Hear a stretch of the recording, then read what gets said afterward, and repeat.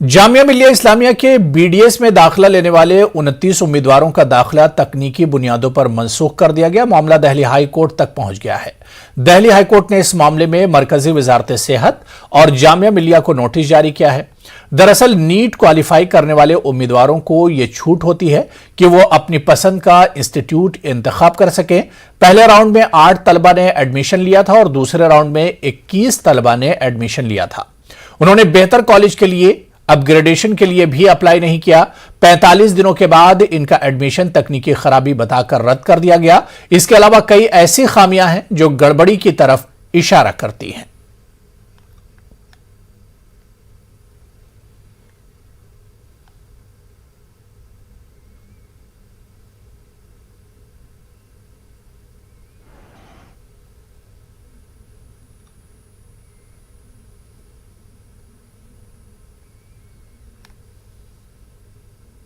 एक महीने के बाद 45 डेज़ के बाद उन्होंने 17 मार्च को मेरे फादर को कॉल किया कि आप जामिया वालों की तरफ से कॉल आया कि आपका एडमिशन नल एंड वॉइड कर दिया गया है ड्यू टू टेक्निकल ग्लिचेस। ये रीज़न दिया उन्होंने। तो और आप मॉप अप राउंड में पार्टिसिपेट करिए और उसके आपका डेट एक्सटेंड कर दिया मॉप अप राउंड का, उसमें आप पार्टिसिपेट करिए। उसके बाद हमें उसी दिन शाम में एमसीसी वालों की तरफ से भी कॉल आया। उन्होंने भी यही बोला कि आप मॉप अप राउंड में पार्टिसिपेट करिए। फिर हमने 18 को रजिस्ट्रेशन करा मॉप अप राउंड के लिए। हमने मॉप अप राउंड में भी इसका फर्स्ट चॉइस में जामिया रखा था। उसके बाद जब 23 को प्रोविजनल रिजल्ट आया था मॉप अप राउंड का, तो उसमें हमारा नाम था ही नहीं। जो फर्स्ट राउंड में जितने भी बच्चों ने एडमिशन लिया था उनमें से किसी का भी रैंक नहीं था। देखिए, इससे जो है हमारा जो है बच्चे का भविष्य जो है वो अंधकार में चला गया। अभी फिलहाल 1 साल से कोरोना काल के चक्कर में हमारा तो ऐसी ऑलरेडी एकेडमिक ईयर जो है 1 साल डिले हो गया बच्चे का, ठीक है ना। अब इसमें जो है हमारा बच्चे का जो है करियर जो है लटक गया। तो चाहते हैं ये हमारे बच्चे का जो है एडमिशन वो रिटेन रहे जामिया डेंटल कॉलेज में। हमारा जो है बच्चे का जो है जामिया मुस्लिम वुमेन कोटा में आया है, वो भी फर्स्ट राउंड में आया है। फर्स्ट राउंड में फाइनल रिजल्ट में आया और पूरा प्रोसेसिंग जो होता है पूरा उनको अलॉटमेंट लेटर हुआ बाकायदा। मैं सिर्फ अपने साथ हुई ये नाइंसाफी के साथ इंसाफ चाहती हूँ, जस्टिस चाहती हूँ कि मेरा एडमिशन, मेरी सीट मुझे वापस दी जाए, क्योंकि इससे मेरी पूरी सारी लाइफ ही ख़राब हो सकती है। क्योंकि मैं एग्ज़ाम नहीं दूंगी दोबारा, मेरा करियर ख़राब हो सकता है। इस साल मुझे एडमिशन मिल गया, मेरी सीट अलॉट हो चुकी है, तो एमसीसी की गलतियों की वजह से ये सब हम नहीं भुगत सकते हैं। उनकी गलतियों का हर्जाना हमें नहीं भुगतना। और एमसीसी से और जामिया मिल्लिया इस्लामिया से सिर्फ ये पूछना चाहता हूँ, मेरे बच्चों की गलती क्या है जिन्होंने फर्स्ट राउंड के अंदर पार्टिसिपेट किया और उनको आपने एडमिशन दिया, या जो थर्ड राउंड में जो बच्चे इधर उधर से भटकने के बाद जामिया के अंदर आए थर्ड राउंड के अंदर, उनकी मैं नहीं जानता उनको एडमिशन कैसे दिया। बट जब मेरे बच्चे को एडमिशन दिया है तो इनको क्या राइट बनता है मेरे बच्चे का जो है एडमिशन को कैंसिल करने का। मैं इस स्टेप से इनके बहुत सदमे में हूँ। मेरा बच्चा 4-5 दिन हो गए ना खाना खा रहा है ना पानी पी रहा है। वो बहुत इस चीज़ को जो है बहुत सीरियस ले रहा है। कल को मेरे बच्चे के साथ कोई दुर्घटना होती है तो उसका जिम्मेदार कौन होगा? मुझे एमसीसी से ये जवाब चाहिए। मेरे बच्चे का करियर और मेरे बच्चे की लाइफ दोनों दाव पे लगी है। मेरा बच्चा 3 साल से इस चीज़ को जो है फॉलोअप कर रहा था, 3 साल से नीट के एग्ज़ाम दे रहा था, बट उसका जो है कहीं पर अब चौथी बारी में उसका जो है नंबर आया, एडमिशन हुआ। तो मैं इस चीज़ से बहुत सदमे में हूँ।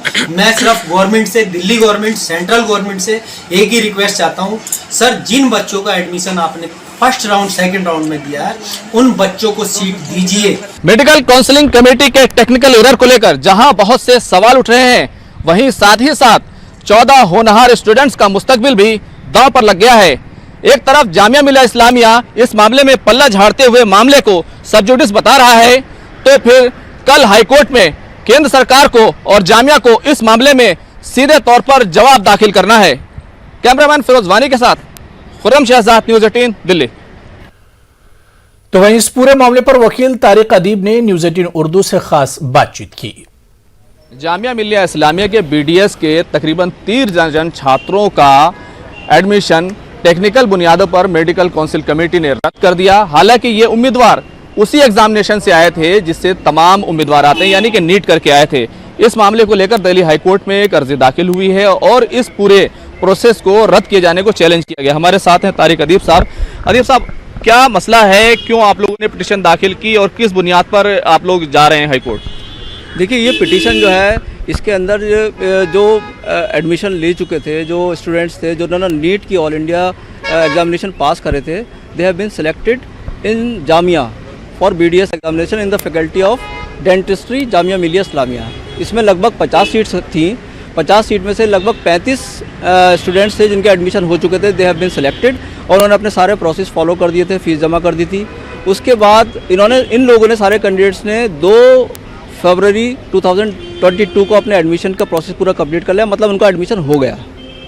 1.5 महीने के बाद MCC जो है वो अपनी नींद से जागती है और एक नोटिफिकेशन जारी करती है 16/3/2022 को कि साहब, on the basis of some technical glitch the selection process have been declared as null and wide.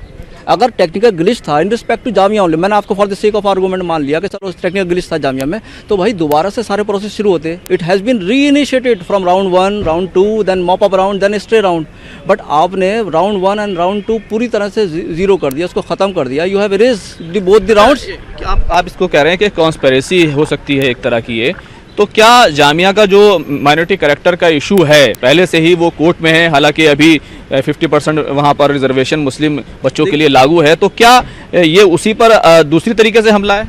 Exactly, because the matter is still pending and there is no history. तो इनके जो मॉप अप राउंड के बाद जो 24 तारीख में result आया है, उसके अंदर वी हैव असेस्ड, तो 25 सीट्स में से the quota have been completely wash out. उन्होंने EWS में दे दिया, OBC में दे दिया। OBC में as per the order of the Supreme Court there is a bar, 27% से ज़्यादा नहीं मिलनी है। जब हमने यहाँ असेसमेंट करा तो इसके अंदर 49% seats have been allotted to OBC students, 30% seats have been allotted to EWS candidates. What is this? Where are the quota for the minorities? You have completely diluted. So what is this? This is directly an attack. Thank you.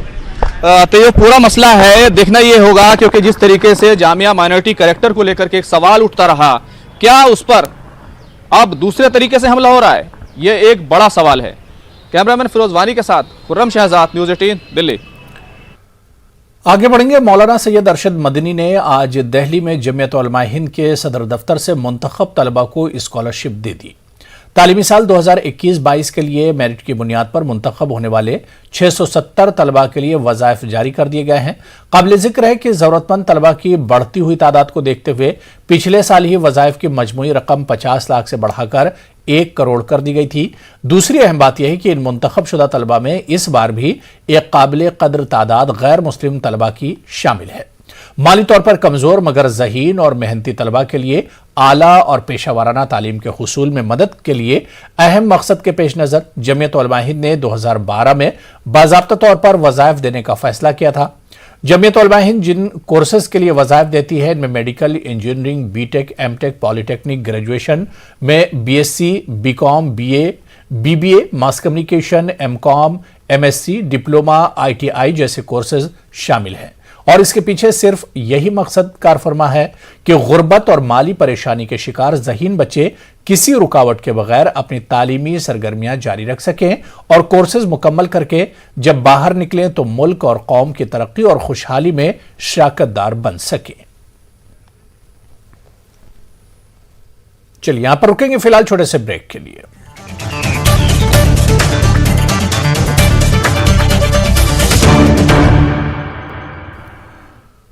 Right to education के तहत बच्चों को मुफ्त तालीम देने की बात की जाती है, तो दूसरी तरफ राजस्थान हुकूमत के रजिस्टर्ड मदारिस में पढ़ने वाले 5वीं जमात के तलबा से इम्तिहान की फीस वसूल की जा रही है।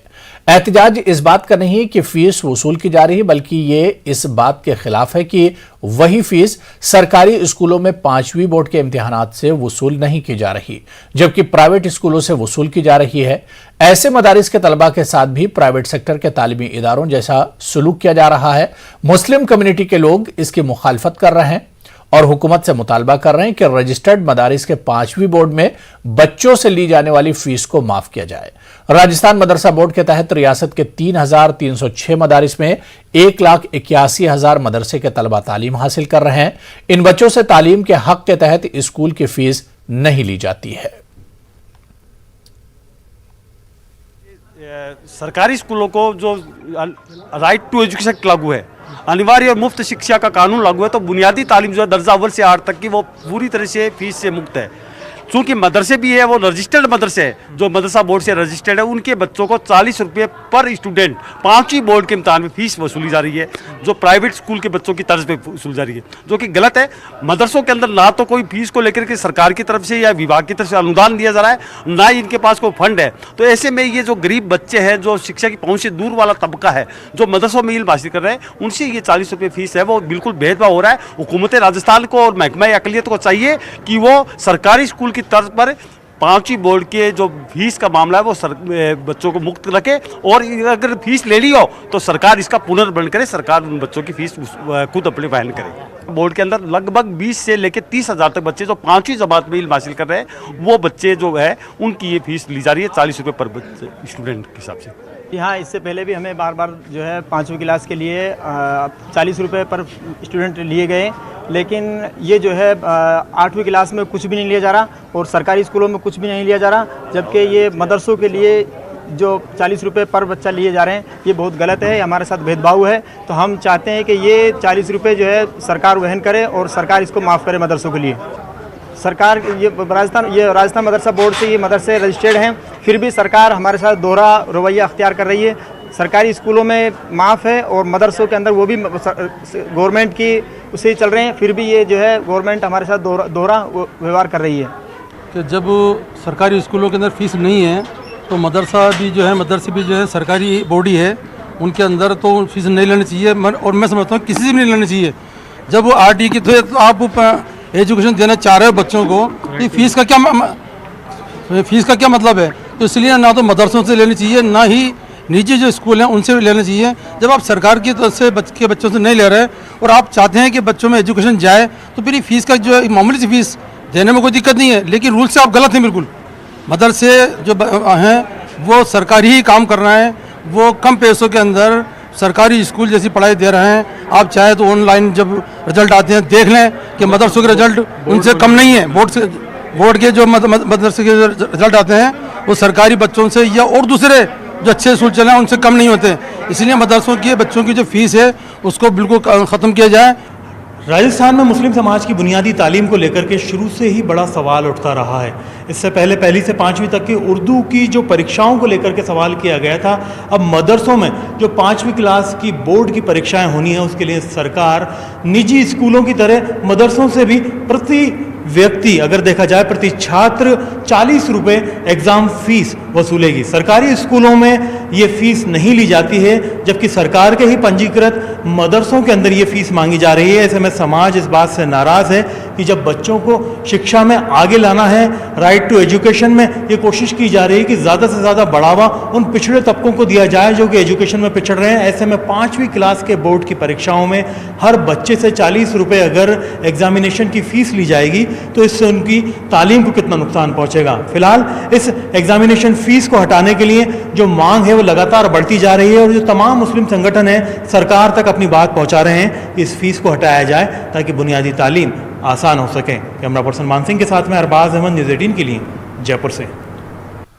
मध्य प्रदेश जिला रायसेन के थाना सिलवानी के चांदपुर खमरीवे में 18 मार्च को बच्चों की लड़ाई में हुए फिरकावाराना तशद्दुद और पुलिस की कार्रवाई पर मध्य प्रदेश जमीयत उलमा ने सवाल उठाए हैं।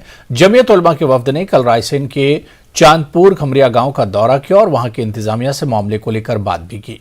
जमीयत उलमा मध्य प्रदेश के सदर हाजी मोहम्मद हारून चांदपुर के फिरकावाराना तशद्दुद में 2 लोगों की मौत पर अपने अफसोस का इजहार करते हुए पूरे मामले की आला सतही जांच का मुतालबा किया। प्रदेश की राजधानी भोपाल से मुत्तसिल रायसेन के खमरिया में 18 मार्च को तशद्दुद हुआ बच्चों के मामूली झगड़े को लेकर, हुकूमत की तरफ से हालांकि ये कहा जा रहा है बार बार कि जो शरपसंद अनासर उनके खिलाफ कार्रवाई जारी है। कुछ लोगों के घर को ज़मींदोज़ कर दिया गया बुलडोजर लगा के। जमीयत उलमा के वफद ने वहाँ पर जाकर लोगों से मुलाकात की, एडमिनिस्ट्रेशन के लोगों से मुलाकात की। इस मामले पर हमारे साथ बातचीत करने के लिए मध्य प्रदेश जमीयत उलमा के सदर हाजी हारून साहब मौजूद हैं। जानते हाजी साहब, आपने खमरिया के मामले को जो है जायज़ा लिया, क्या निकल कर आया? बिस्मिल्लाहिर्रहमानिर्रहीम। देखिए, वहाँ पे होली के दिन बड़ा अफसोसनाक वाक़या हुआ और उसमें काफ़ी लोग ज़ख्मी हुए और एक दो लोगों की जानें भी गई हैं। लेकिन जो तहकीकात से हमारे बात समझ में आई और जो लोगों ने हमें बताया, उससे ये मालूम होता है कि फ़िरका परस्त तंजीमों ने वहाँ अनारकी फैलाई और फसाद फैलाने की पूरी कोशिश की गई और वहाँ फसाद फैलाया। हज़ारों की तादाद में व्हाट्सएप के ज़रिए से कई गांव के लोगों को वहाँ इकट्ठा किया गया, फ़िरका परस्तों को इकट्ठा किया गया। वहाँ बहुत थोड़ी तादाद में उस गांव में मुसलमान हैं, उनके ऊपर वो हमलावर हुए। तो जो हमारी तहकीकात है उससे पता चलता है कि उन्होंने अपनी आत्मरक्षा के लिए, अपनी जान बचाने के लिए मुसलमानों ने गोलियां चलाई। उसमें फिर कुछ लोग ज़ख्मी हुए, मुसलमान भी बड़ी तादाद में ज़ख्मी हुए हैं। जो फ़िरका परस्त तंजीमों के लोग थे उन्होंने भी तलवारों से हमले किए।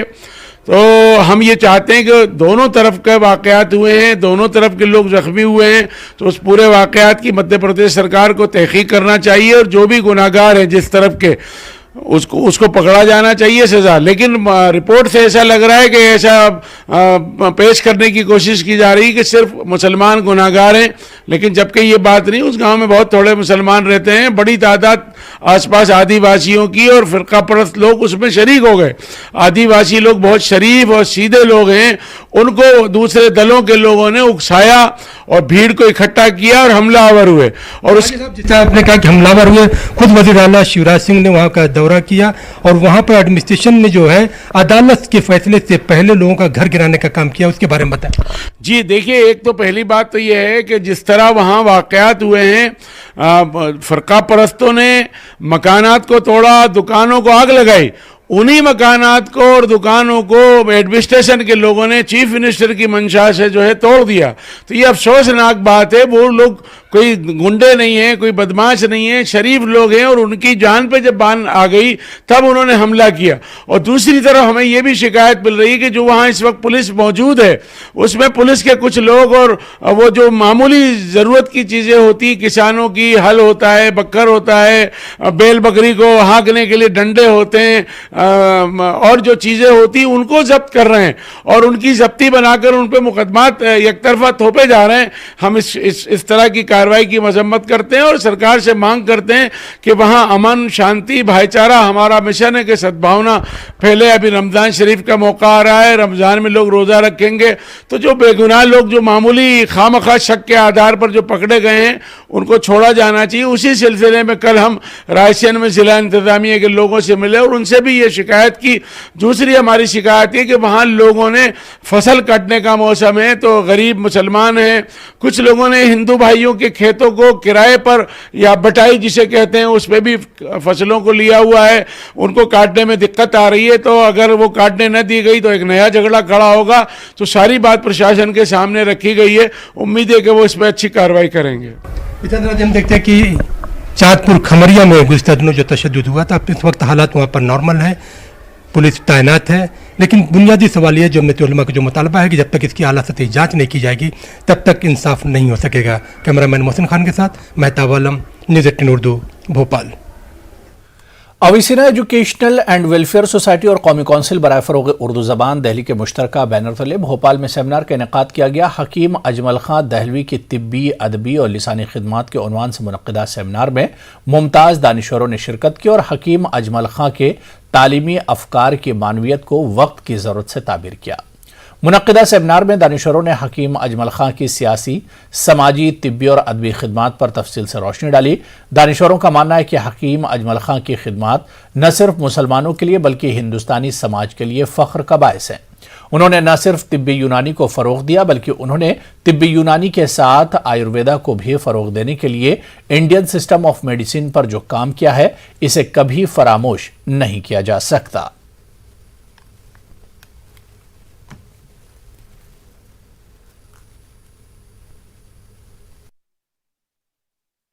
सेमिनार का मकसद ये था कि अजमल ख़ां के ऊपर कंसंट्रेट करके या अजमल ख़ां के मज़मून के ऊपर हमने ये सेमिनार NCOPL के माली ताउन से करने का इरादा किया था और अल्हम्दुलिल्लाह आज वो होने भी जा रहा है। और हमारा असल मकसद ये है कि जितने भी फ़िलासफ़र्स गुज़रे हैं, जितने भी और लोग गुज़रे हैं, उसमें जैसे अजमल ख़ां एक अहम शख्सियत थे, आज हम उसको किस तरीके से देख पाते हैं। आज से 100 साल पहले जो उनका फ़लसफ़ा था या जो उनकी तालीम थी, उसको हम आज किस तरीके से इस्तेमाल कर सकते हैं। इन्हीं सब चीज़ों को सोचकर हमने अजमल ख़ां टॉपिक के ऊपर ये सेमिनार को मुनक़िद करने का फ़ैसला किया। असल में अजमल साहब मसीहुल मुल्क, हाज़िक़ुल मुल्क जैसे बड़े नाम को हमेशा याद किया जाना चाहिए। हम अजीब लोग हैं कि अपने अजीम इंसानों को, जिनकी वजह से हम खुली फ़ज़ा में सांस ले रहे हैं, भूल गए हैं। मैं उन लोगों का शुक्रिया अदा करना चाहता हूँ जिन्होंने यहाँ पर ये फ़ंक्शन मुनक़िद किया है। कम से कम याद तो किया, कम से कम पहल तो की है। बहुत बहुत मुबारक। हकीम अजमल ख़ां का ये जो सेमिनार है, इस हकीम अजमल ख़ां की शख्सियत पे अगर हम रोशनी डालें तो वो एक आज के संदर्भ में उनको रखा जाए, उनकी शख्सियत को, तो वो उन जैसी शख्सियत की बहुत ज़रूरत है, क्योंकि उन्होंने मुश्तरका मुस्लिम लीग और कांग्रेस सबके मुश्तरका वो थे, सदर थे। और जब हिंदू महासभा का इजलास हुआ, पैगंबर इस्लाम बिल को कानूनी शक्ल देने का मुतालबा किया जा रहा है। इस सिलसिले में मुंबई के साकिनाका इलाके में एक बाइक रैली और बेदारी जलसे आम का इनेकाद किया गया। वंचित बहुजन अघाड़ी के सरबराह प्रकाश अम्बेडकर ने पैगंबर इस्लाम बिल के मुतालिक बेदारी पैदा करने के लिए पैगंबर मोहम्मद बिल .org वेबसाइट भी लॉन्च की। इस मौके पर प्रकाश अम्बेडकर ने बिल को कानूनी शक्ल देने का हुकूमत महाराष्ट्र से भी मुतालबा किया। पैगंबर इस्लाम सल्लल्लाहु अलैहि वसल्लम की, हजरत मोहम्मद सल्लल्लाहु अलैहि वसल्लम की शान में गुस्ताखी के खिलाफ कार्रवाई को यकीनी बनाने के लिए बिल लाया गया है। औरंगाबाद के आरिफ कॉलोनी में बच्चों की लाइब्रेरी का क़याम अमल में आया। इस इलाके में पहले से जिक्रा लाइब्रेरी खवातीन के लिए काम कर रही है। इस लाइब्रेरी में बच्चों का गोशा भी कायम किया गया है ताकि बस्ती के नौनिहालों में मुताले का ज़ौक़ परवान चढ़ सके। रीड एंड लीड फाउंडेशन ने अब खवातीन में तालीमी बेदारी के साथ सेहत और सफाई के ताल्लुक से बेदारी मुहिम चलाने का भी बीड़ा उठाया है, जिसके तहत खवातीन में रुपये पैसे जमा करने के गल्ले तकसीम किए गए और इन्हें बचत करने की तरगीब दी गई।